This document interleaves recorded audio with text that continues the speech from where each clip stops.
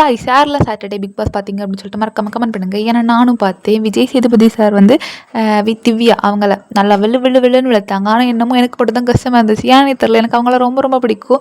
என்ன தான் பண்ணாலும் மற்றவங்களுக்கு பிடிக்கலனாலும் எனக்கு நல்லா பிடிக்கும். நான் பிஆர் கிடையாது, ஆனால் எனக்கு ஏன் பிடிக்குது எதுக்கு பிடிக்குதுன்னு தெரில, பட் ரொம்ப அவங்கள பிடிக்கும். இதில் நம்ம தலைவன் பிக் பாஸ் வேற வச்சு செய்கிறார். அவங்கள ஜெயிலில் இருந்தாலும் சரி மைக்க மாட்டுங்கன்னு சொல்கிறாங்க. தூங்குறது தப்பாங்க, அந்த மாதிரி இருக்குது. நான் தூங்க போகிறேன் சவுண்டு போடாதீங்கன்னு சொல்லிட்டு அவங்க தூங்குறாங்க. சரி, அவங்க ஈகோ, அவங்க வந்து அவங்கள்ட்ட நான் பேச மாட்டாங்க சொல்லிட்டு தூங்குறாங்க. அதுக்கப்புறம் நீங்கள் வெளியே போய் நில்லுங்கன்னு சொல்கிறாரு. தண்டத்துக்கு சில பேர் இருக்காங்க. அவங்க எதுக்கு இருக்காங்கன்னே தெரியல. அவங்கள ஒரு ரூபாயும் அறுக்கிறது கிடையாது. கண்டென்ட் கொடுக்குறது திவ்யா, பாரு, இந்த சாண்ட்ரா, அதுக்கப்புறம் பிரஜன், இவங்க 4 பேரும் கண்டென்ட் கொடுப்பாங்க. அவங்க 4 பேரையும் வச்சு செஞ்சுட்டு இருக்காங்க. எதுக்கு பார்க்குறவங்க எல்லாம் மனசாட்சி தொட்டு சொல்லுங்க. அந்த 4 வெயில் காய்ச்சதில் ஒருத்தங்க கணக்கிலே கிடையாது. அவங்க வந்ததுக்கு அப்புறம் தான் பிக் பாஸ் பார்க்குறேன், ஒழுங்காக பார்க்குறேன், அப்போ அதுக்கப்புறம் தான் கொஞ்சம் நல்லா போகுது அப்படின்னு சொல்லிட்டு மறக்காம கமெண்ட் பண்ணுங்க.